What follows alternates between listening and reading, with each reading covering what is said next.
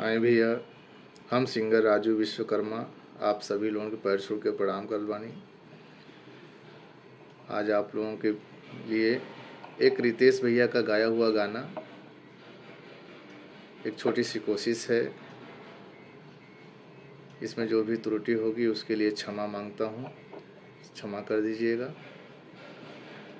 आए भैया आप लोगों के बीच में।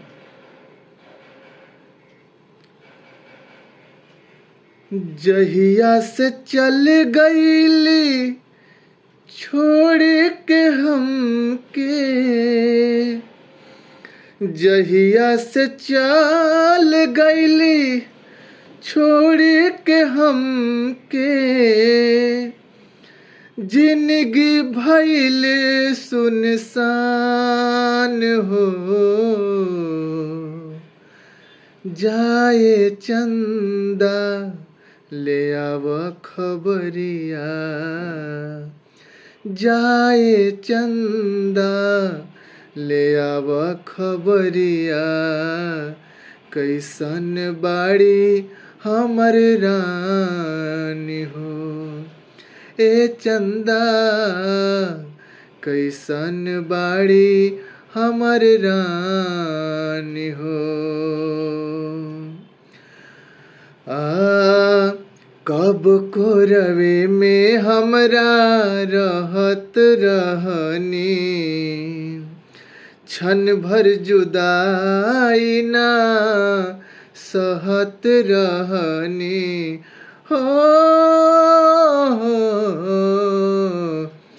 कब को रवे में हमरा रहत रहनी, क्षण भर जुदाई ना सहत रहनी।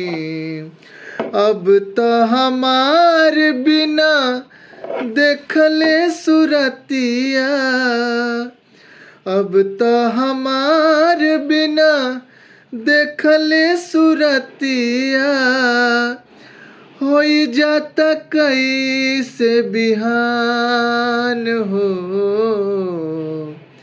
जाए चंदा ले आव खबरिया, कैसन बाड़ी मोरी रानी हो।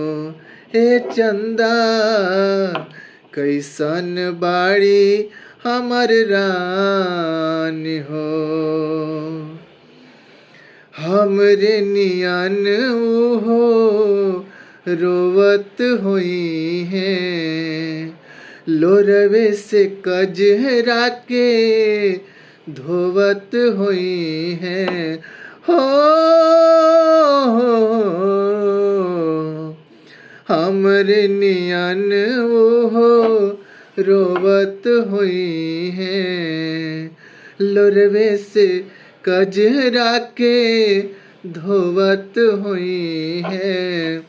मनवा न लागत होई पिया के अंगनवा, मनवा न लागत होई पिया के अंगनवा, होई है बहुत परेशान हो। जाए चंदा ले आव खबरिया, कैसन बाड़ी हमर जान हो। ए चंदा कैसन बाड़ी हमर रानी हो। जैसे चकोर बिना तू अकेला, पंकज के वो सही जिंदगिया कटेला। जैसे चकोर बिना तू अकेला, पंकज के वो सही जिंदगिया कटेला।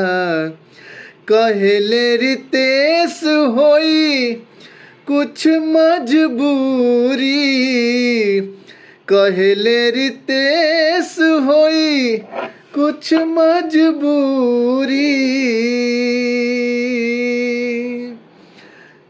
तबे दूर बड़ी मोर परान हो, जाए चंदा ले आव खबरिया, कैसन बाड़ी हमार रानी हो, ए चंदा कैसन बाड़ी हमार रानी हो। थैंक यू भैया।